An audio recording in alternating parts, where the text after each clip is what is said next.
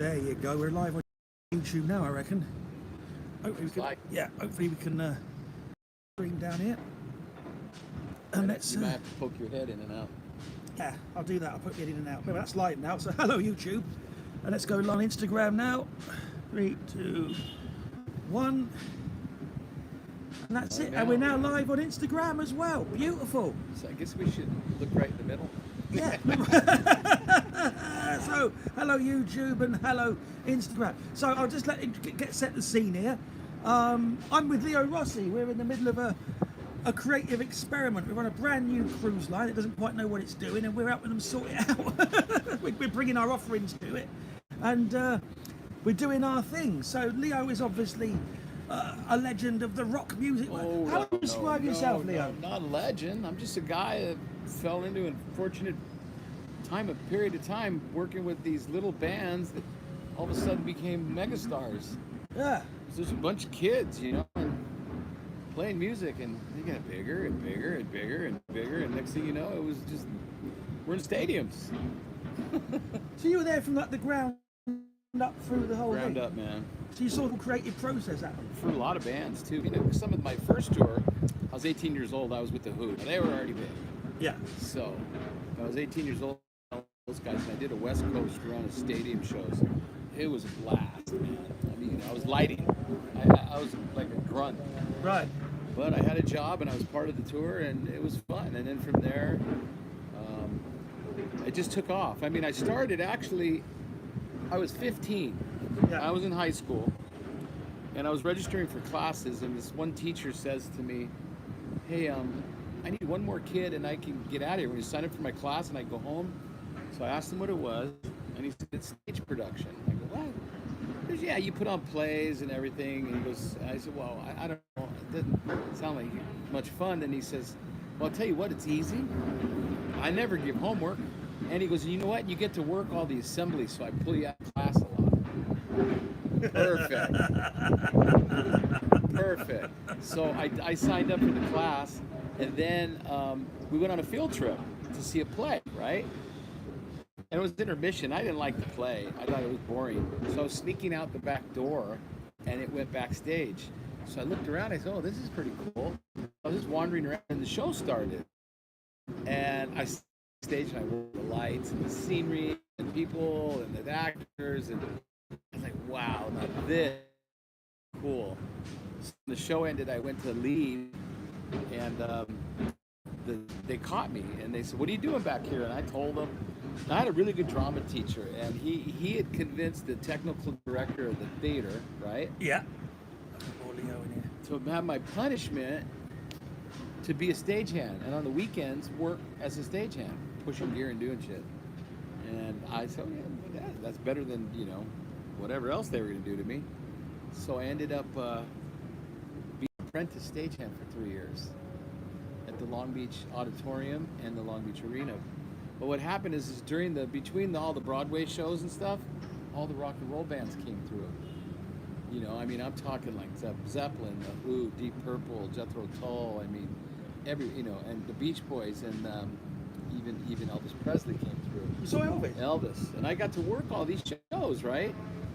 So when these shows were happening, all the same road guys would come through, all the same road cats, and they knew me by name. They called me the kid because I was so young. And they kept asking me if I wanted to go on the road, and I was like, man, I'm still in high school. That's phenomenal. So as soon as I graduated, one of the local lighting companies called me, and they were the first ones who said, hey, we got this tour, it's with The Who, and we're just doing spotlights and stuff. You want to go? And I said, hell yeah. But, you know, during all my times at Long Beach, I met all the bands. Yeah.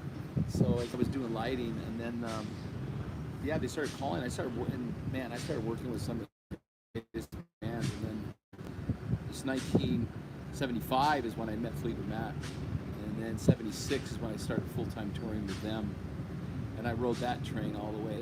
We were like a little family. It was so great. So yeah, so I stayed on the road until 1993, and then I stopped and I built a record label and around surround sound, a big digital label. Built that, sold it.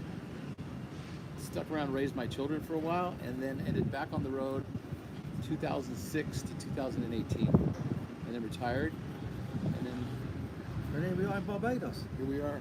Yeah, and so in all this, later on in life, I had 5 children, Uh-huh. and I have 4 boys and a girl. And in 2011, actually tomorrow is the anniversary, the 12th anniversary. I lost my oldest son to cancer. So he was a tremendous person. He was a pro athlete. He played soccer, and then after that, he became a singer-songwriter. And so he spread his music around the world. And he went to El Salvador to help the Peace Corps doing music. And he was amazed how many kids in the world, how many children in the world live in poverty. So he started a foundation to help them, enhance their quality of life. So when he passed, I sort of took over the charity with the rest of my children.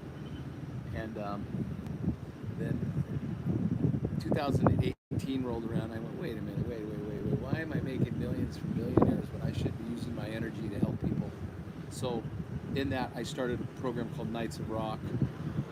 Knights of Rock is a bunch of us that were around in the early 70s all the way up until modern times that were the core crew of a lot of these tours. So we go out and we tell the real story of what it was like to be in classic rock.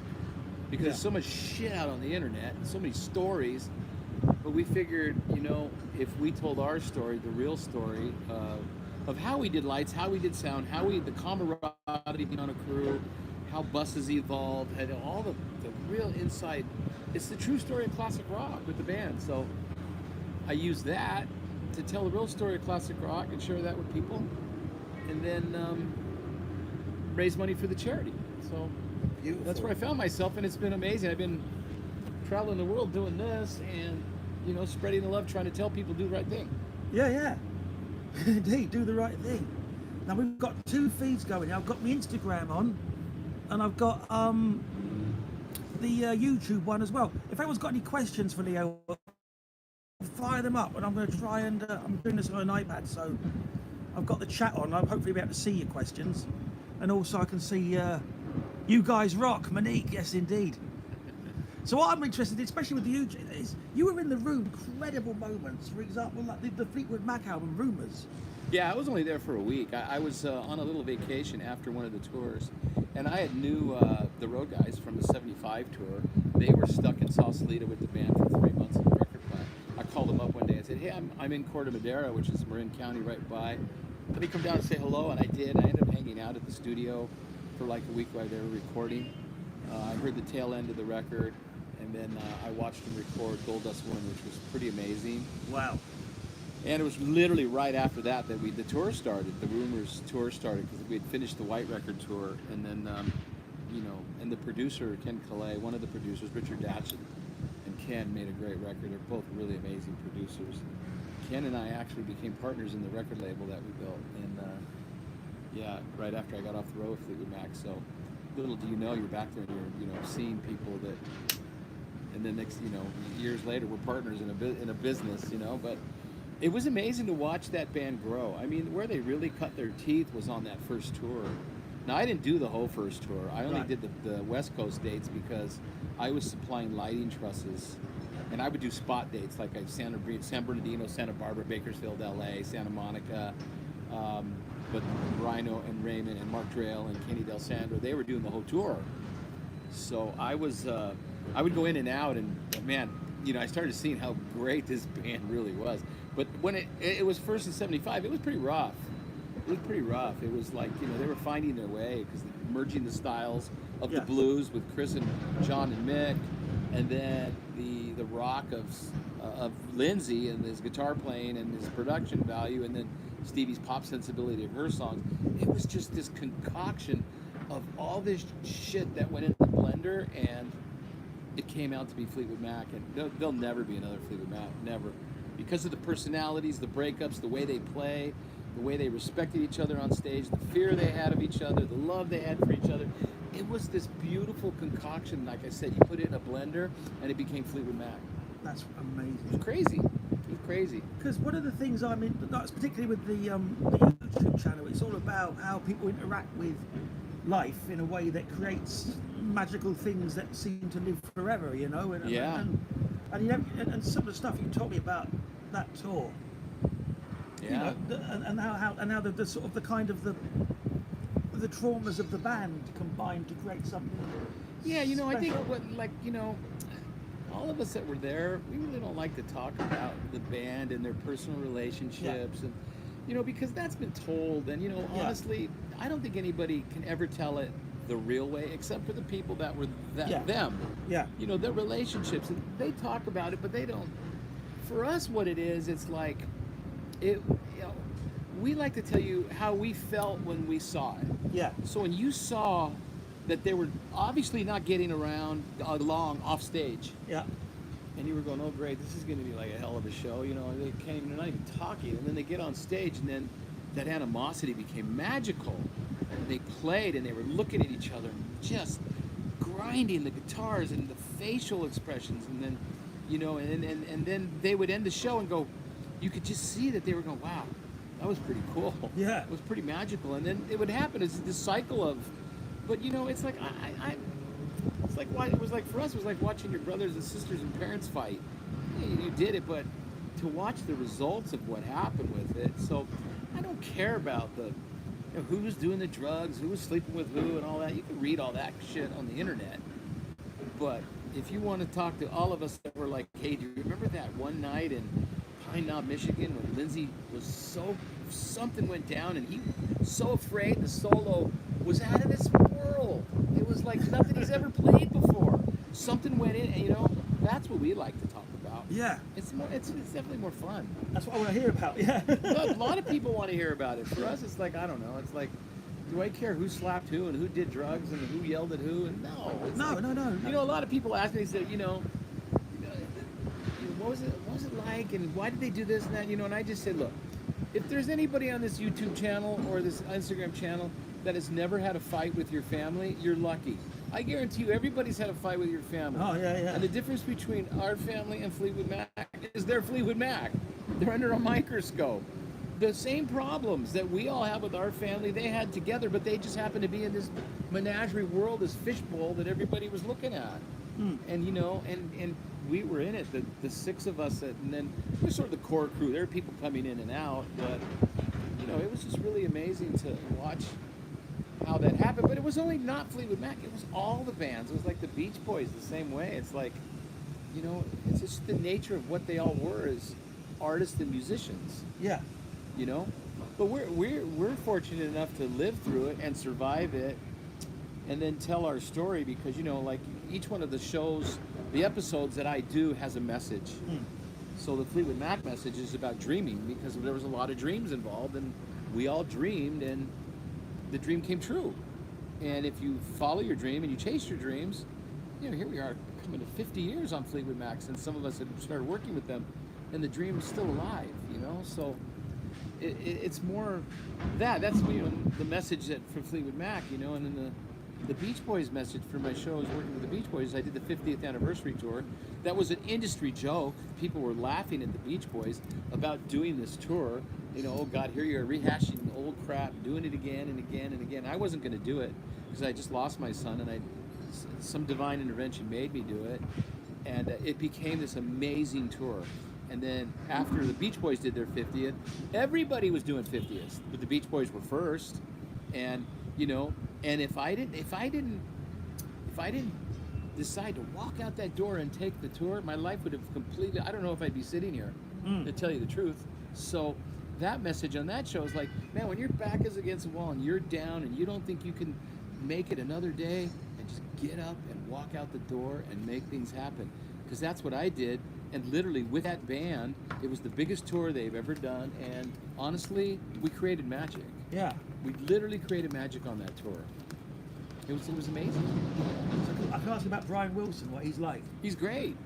Look, you could read about it and everything else, but look, he's given so much to the world. People always ask me, hey, who's your favorite artist? I swear to God, Danny, I love every artist I ever worked with. I don't have a favorite. It's like, you just don't. I love it. They all have their challenges, they all have their ups, they all have their downs, and we were there to help them.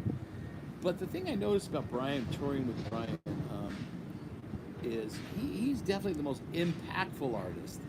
every other artist wanted to know what it was like to work with Brian, you know, and people like, you know, oh, I was married to that song, and you know, I used to play that to my baby in the crib, and you know, and the Beach Boys song, the stuff that Brian wrote, along with the rest of them. Carl Wilson he was a great musician like Brian, and Mike Love and the voice, and you know, feud between Mike and Brian, you know, it's all over the internet. It's like, I don't know, who am I to talk about it, but the combination of that band together is amazing, and Brian is definitely the most impactful artist I've ever worked with as far as leaving an impact on the world, you know? So, yeah, no, I mean, you listen to that old Beach Boys stuff, the way he recorded it, doubling tracks and using weird instruments, and you know, and you know, what I say about Brian, which is amazing, I think his biggest gift is Brian was able to see things as they can be and not as they are. Right. He could look at a piece of paper and write a couple of notes down, and he's already at the final with the horns and the layering and the, you know what I mean? He's already there. Yeah. It's like, and then he just sort of builds it until it becomes that. Man, that's like, it's godlike. It's crazy. Amazing. This is the stuff. I'm kind of the idea of seeing things as they are. I cannot see the. If anyone's asked a question, let's have a look. So, oh, here we are.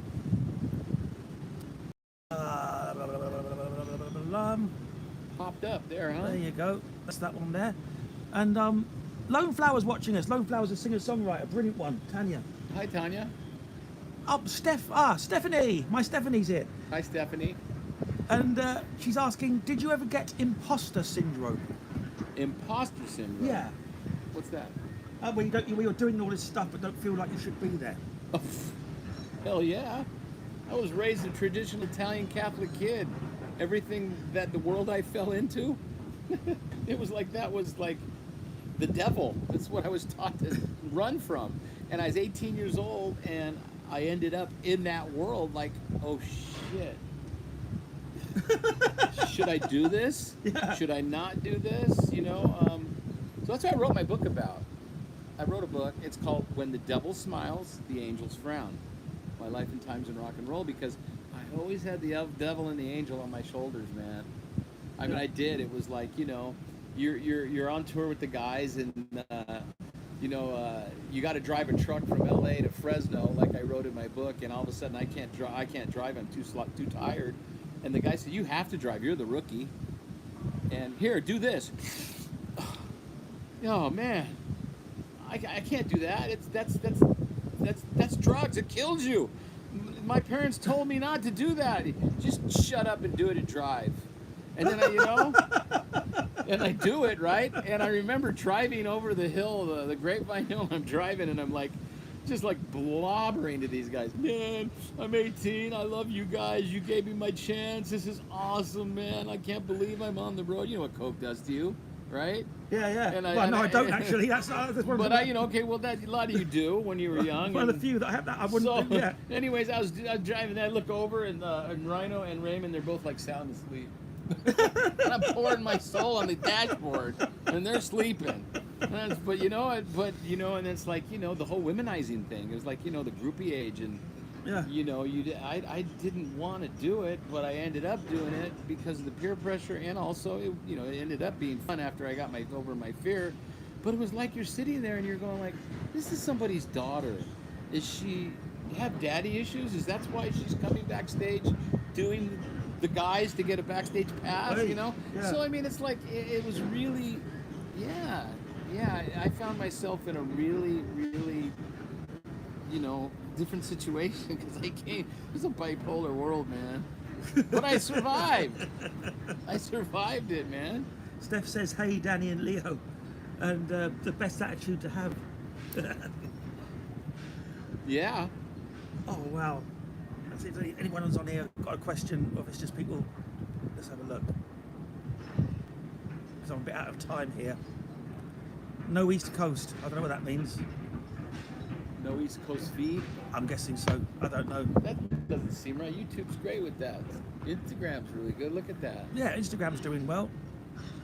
Let's have that on. We'll have it on in a second. I'll put it back on in a minute.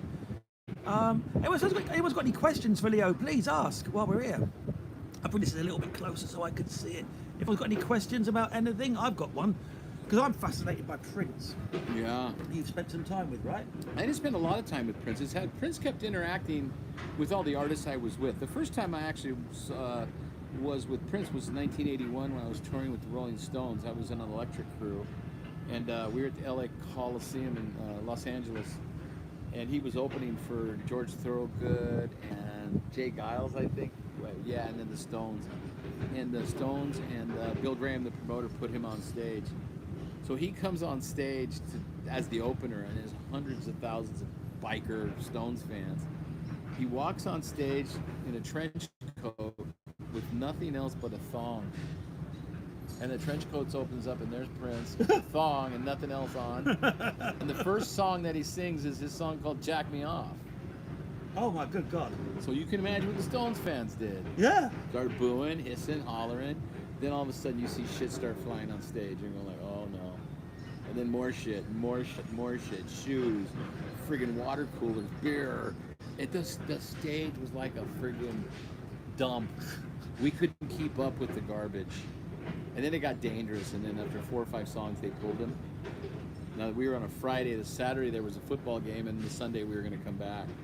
And then so Prince came back. You know, he didn't really want to do the show, but I think Mick Jagger said, look, every time we got ridiculed, if we quit, we wouldn't be the Stones. Yeah. So he came back, and you think that he would have changed it up. Nope. He walked up with a trench coat and a thong and did it again.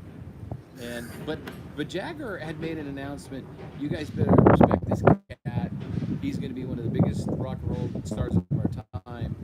And it didn't work. They booed him off and everything. So that's when I first met him. And I was following him, and it started growing. And he had recorded his first record at the record plant. Same place that Fleetwood Mac recorded Rumors. He loved the sound of the room, and he did everything. He wrote the songs, produced the songs, played every instrument, sang every part. Boom, he did the whole thing by himself. So he started to grow. So then in 1983, I was working with Stevie Nicks. Well, Stevie, she got married for a second, and her husband was an A&R guy for Warner Brothers. And they had signed Prince, and he had played a tape. Well, first of all, they went to a party, and Prince was looking across the room at Stevie. He knew who she was, but she didn't know who he was. And she told her husband, Kim, she says, that guy keeps staring at me. Who is he? Oh, we just signed him. He's a prodigy. He's really great, blah, blah, blah, blah. So they were driving home from their short-lived marriage honeymoon, and Kim played this tape, and it was Little Red Corvette. Anyway, I think it was a demo. I'm not sure. But anyway, Stevie said she loved the track. So she told Kim, she says, I don't know who this kid is, but tell him I'm going to steal it, and I'm going to use that track. So she did. She used it, and she wrote one of her biggest hits called Stand Back. So they were at the studio, and I think I was there that night because we were having a tour meeting about the 83 tour, Wild Heart. And somebody had said, well, does Prince know you're even doing this? And I don't think everybody realized that nobody had called him and told him. So I think she called him, or somebody called him. He said, well, I'm in LA, why don't I come down? And he came down to the studio, and he did drum machines that they didn't know how to program, so he just jumped right in. And Stevie tells the story pretty cool. He was playing the parts, and they were doing the record, and all of a sudden he just got up and he left. And Stevie wasn't sure. I think she was saying, God, did we piss him off or whatever? And she went to the parking lot, and I think he told her, he said, no, you got this. This is going to be a big hit. This is going to be awesome.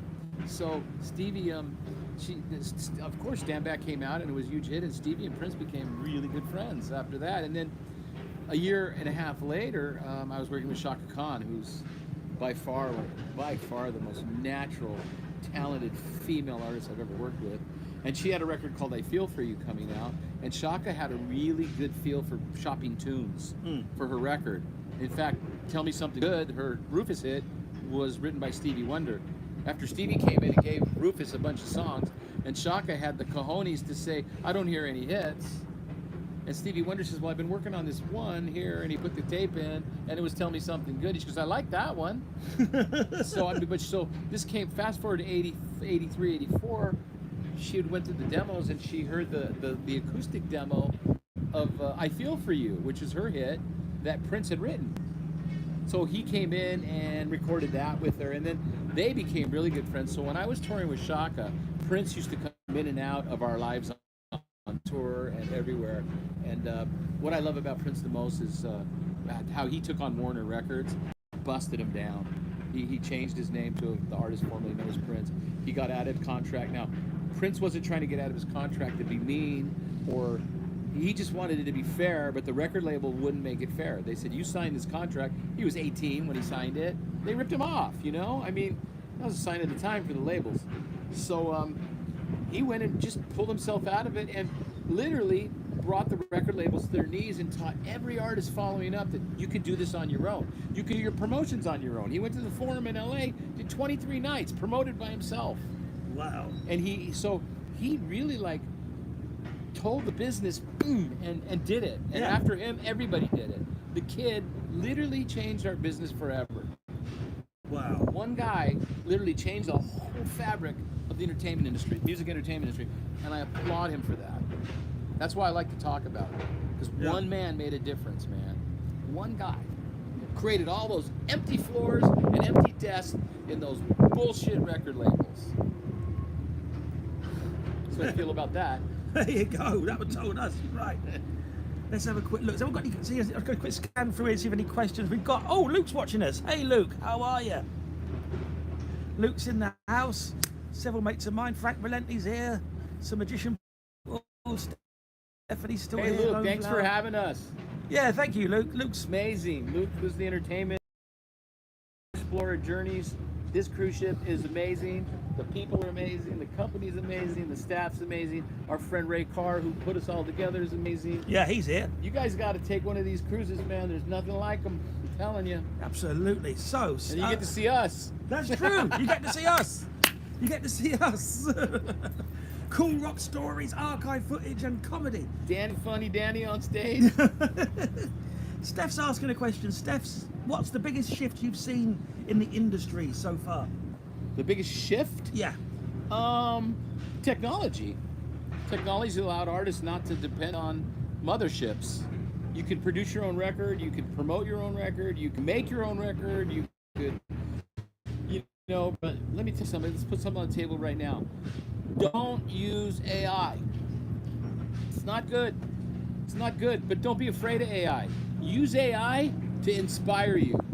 Like, but don't use AI to write music or lyrics or anything else like that. Rick Rubin had a really good comment, Rick Rubin, the producer. He says, you could take a story and you could give it to 5 AI companies and you'll get 5 of the same story. You take that same story and you give it to 5 directors, you're gonna have 5 separate stories. So, AI is great. Let's say, like for us when we're doing a Nights of Rock, what we do is, if we have nothing, we have no documentation of a real special time we were at, like a stadium show, and all we have is one still picture. Well, we can go back and go into AI and tell it to take that still picture and make a model of it and drone around it. But also we could say, so June 25th, 1967, this is a true story. June 25th, 1967, I was on a bike ride through Golden Gate Park, and I remember seeing the bands and hearing the music, and smelling the pot, and it's the first time I saw a topless woman, and I put it all into AI. And I said, what was happening? It came back and it said, in June of 1967, there were only 2 concerts at Golden Gate Park. It was a Lovin' and a Bein', and the second one was a band called Ace of Cups, opening for a young African-American guitar player by the name of Jimi Hendrix. And I'm sitting there going like, and then what it did is it said, here's a link, and you hit the link, and there's an actual video of it. And I'm going, wow, that's it. That's where I rode my bike. And then it just kept going, and that inspired me and brought back all my memories to write. So I'm writing the story, and you want to hear the weirdest part about this? God. That was my first concert. I was 10 years old. I was writing in my book, this is my first concert. Then I went to write my very last concert as a tour manager, right? Yeah. I was with Billy Idol at the Outside Land Festival in San Francisco in the exact same spot. That shit you can't write, man. My very first concert, my very last concert were at the Polo Field, the Polo Grounds, and now Strawberry Field in the exact same spot. Crazy. I love that. Man, you can't write shit like that. No, man. So that's what AI does. But, but the biggest shift, again, back to the question, is technology. It's what technology did. It's self-distribution. It's making records. It's putting them out. It's marketing. Your man, look at the TikToks. Man, that kid rode a skateboard, drinking cranberry, listening to Dreams because his car broke down, and it sold 2.5 million records of Rumors. Amazing. Oh man. So technology is the biggest shift, but don't use it to be creative. Nothing's going to ever recreate or be as magical as the human spirit. Nothing. So that's technology is the answer to that question. Oh, it's brilliant. It's great. There's some great artists in this chat. I can't. I apologise. I'm on my iPad. I can't see the YouTube one, but the Instagram one we've got like there's some singer-songwriters in there. Steph's an artist. She's great. And some magicians as well. It's a lovely little crew we've got here. If anyone's got any more questions for Leo, please fire them up. We'll do another, I don't know, 5 minutes or so before we have to get off because I have a show this evening. And we got steel drums, man. And we got steel. What time's the steel drums? I think 5. Yeah, 5 o'clock at the. We're in Barbados. It's beautiful. We're going to go and hear some steel drums this afternoon. That's where we're off to, and get a bit of sun. So, of all the people you've worked with, who would you say was the most what's the word I'm looking for? Out there. Crazy out there? Yeah, as in like creative and, you know. Well, they all had their own craziness, but I think the person that I spent a very, very, very short amount of time with him. I think I was only on tour maybe a week to 10 days covering for a friend. It was Frank Zappa. Frank Zappa. The way he used things, and he was the ultimate musician and professional. And they say with Frank, everybody has you can make one mistake and make 2 mistakes and get another try. Now with Frank, I think if you made one mistake, you were out. He was demanding, but God, he was great. How innovative he was with his music and everything else. But I think going back is the Brian Wilson for sure, the way he produced, and Lindsey Buckingham. Some of the things that Lindsey did was amazing. Making technology do things it wasn't supposed to do. So yeah. Got a question from Scott Move on the Instagram feed. One artist that you could bring back from the dead for a small show. One? You had to choose one. For a small show? It wouldn't be a small show. It'd be a pretty big show. I would say Jim Morrison. Yeah. Yes. I think Jim Morrison would be... Can you imagine if some of these artists didn't join the 27 Club and we're still here? God, Can you imagine what Jimi Hendrix would be doing today? Can you imagine what Jim Morrison would be doing today? I mean, yeah. Did you meet Jim Morrison? Nope. Nope. I was at a Doors show, but I never met him. Yep, the Fairfax Civic Center, it was a Strawberry Alarm Clock, Iron Butterfly, and the Doors. And I was with my older cousins who were hippies at the time. Helen, I love you. And we left just as the Doors were going on because she was afraid that my father was going to be really pissed off when he found out we were up there, me and my brothers and sisters. I remember that. Yeah, I was 12 at that point. So. Wow, amazing! I wish I can't get the chat up on the thing. Can I ask you about? You spoke about you were showing some footage of I think it was Stevie Nicks singing Rhiannon. I'm not sure if I'm remembering this right, but you were talking about transcendence. Transcending. Transcending. Well, the word transcending was sort of a Fleetwood Mac thing. When I think they hit a wall creatively, they would get out there. There's no secret that everybody did drugs and drank, but Fleetwood Mac had this ability to really get out there and get creative. So sometimes when they were in the studio, they just let all things out. And I think the one of the nights was that I remember was the end of the recording of Gold Dust Woman. Where she went out and she started singing these weird parts, and Mick once said it sounded like someone was killing a cat. But if you listen to the end of Goldust Woman, there's these howls and screams, and if you listen to it isolated, it's on the internet somewhere. It's really amazing to hear, and then how they folded into the mix and left it in is really amazing. So yeah, Fleetwood Mac, we used to call it transcending. Transcending was just another word for us to say we got really high and got out there and did what we wanted. What's the highest you've been? Oh God, I don't even go there. Okay. Actually, I quit pretty young. I really did because I got into the production management role where there was a lot of responsibility, and a good friend of mine that was my mentor, Jerry Levin, he said, listen, you can't be high and you can't do this stuff, and I want you to remember one thing. you can do 1,000 things right, but they'll always remember the one thing you did wrong. Yeah. And guaranteed the one thing you did wrong is going to be because of substance abuse, and there's a responsibility. You have people that are underneath the lights that you're hanging and the things that you're doing, and the last thing you want is someone to get hurt and because of some stupid thing that you did.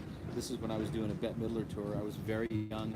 I ended up being the production manager, and it was a life lesson because it had a lot of moving parts. It was a very set, late, and heavy show with a lot of responsibility, and I didn't have time to get high, and I couldn't because I had so much responsibility. So I stopped actually doing drugs in the 80s, early 80s. Yeah. There's a lot of it about, I'd imagine. I reckon, any last questions for before we go listen to these drums? Any last questions anyone's got for Leo? Ruben's watching. Ruben's a magician. Hi, Ruben. See if I can chat on the. See if I can get this. I'll have one last go at see if I can get this chat to stay up. It's not saying. Just a couple of trolls. That's all we've got in there. Oh well, it happens. Right. If there's no more questions, then I shall. Let's go listen to some steel drums. So this is my chat with Leo Rossi. Everybody. It's good to see everybody. Hey, so you know what? Come out and see us. Yes. Yeah, Yes. and we're gonna be together in January here, I think. We are. Yeah, we're coming back out in January, so that's really good. We're on the road. Come and see us. We're all over the place. So thank you for tuning in. Those that did, hope you got something. Enjoyed that. Thank you, Leo. Bless you, man. Thank you so much for doing that. I really appreciate it. I'm going to shut this down. So have a cracking afternoon, everybody, or Peace. evening, wherever time it is where you are. Peace, Take care. peace.